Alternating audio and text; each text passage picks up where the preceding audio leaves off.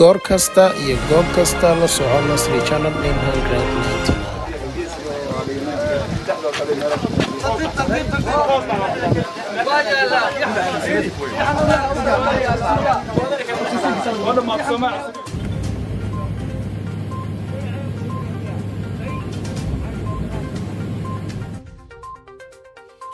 diyaarad qaas ah ayaa dadkii ku dhaawacmay magaalada Laascaanood ka soo qaaday magaalada Garowe iyadoo keentay magaalada Muqdisho si loogu dabiibo isbitaalada ku yaala magaaladaasi. waxaa ka qayb qaatay qaaditaanka dadkan madaxda dowladda federaalka ee Soomaaliya iyo kuwa maamulka Puntland. dowladda federaalka ee Soomaaliya ayaa baaq waxa u dirtay beesha caalamka iyagoo halkaasi ugu raadinaysa taakuleen dadka ku waxyeeloobay dagaalada maalmaha qaatay ee ka socda magaalada Laascaanood.